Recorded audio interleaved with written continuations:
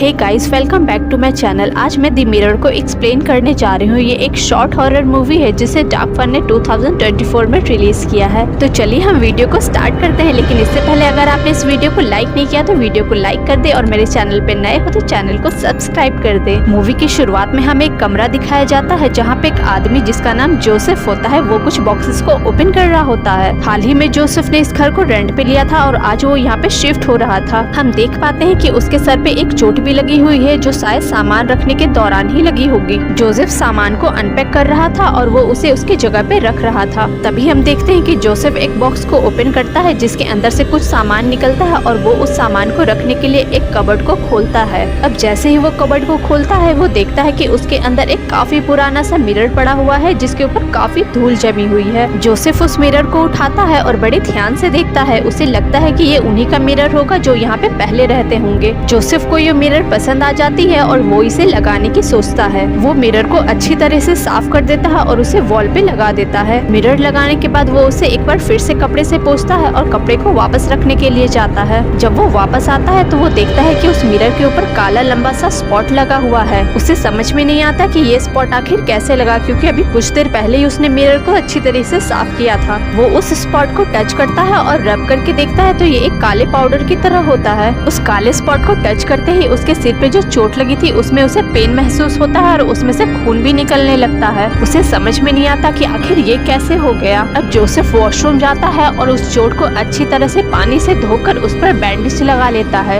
ये सब होता हुआ देख उसे अजीब तो लगता है लेकिन फिर भी वो ये सब इग्नोर करता है। अब बैंडेज करने के बाद जोसेफ वापस कमरे में जाता है। कमरे में आने के बाद उसका ध्यान फिर से उस मिरर की तरफ जाता है तो वो देखता है कि जहाँ पहले उस मिरर पे एक निशान था अब वहाँ पे 2 और निशान बन चुके हैं। ये देखकर इस बार वो काफी डर जाता है क्योंकि उसे कुछ भी समझ में नहीं आ रहा होता है कि ये आखिर कैसे हो रहा है। वो इधर उधर देखता है, उसे लगता है कोई है इस कमरे में जो ये सब कर रहा है, लेकिन उस कमरे में उसके अलावे और कोई भी नहीं था। डरते हुए जोसेफ उस स्पॉट को अपने हाथों से हटाने की कोशिश करता है, लेकिन जैसे ही वो स्पॉट को रब करता है वैसे ही उसके चेहरे पे तेज जलन और दर्द महसूस होने लगता है। दर्द की वजह से वो अपने दोनों हाथों को अपने चेहरे पर रखता है और जब वो हाथ हटाता है तो वो देखता है कि उसके हाथों में बहुत सारा खून लगा है। जैसा निशान उस मिरर पे बना हुआ था सेम वैसा ही निशान उसके गालों पर चोट के रूप में छप जाता है। वो फिर से वॉशरूम जाता है और दोनों चोट को अच्छी तरह से पानी से धोकर उस पे फिर से बैंडेज लगा लेता है। इसके बाद वो काफी देर तक खुद को मिरर में देखता रहता है और फ्रस्ट्रेट होते रहता है। अगले सीन में हम देखते हैं कि वो जैसे ही वॉशरूम से निकलता है उसके पूरे चेहरे पे पट्टी बंधी हुई है। पट्टी लगाने का रीजन ये था कि अब उसके चेहरे पे बहुत सारे चोट आ चुके हैं जो बैंडेज से भी कवर नहीं हो पा रहा है। अब जोसेफ वापस आता है तो देखता है कि मिरर पे और भी ज्यादा स्पॉट्स बन चुके हैं।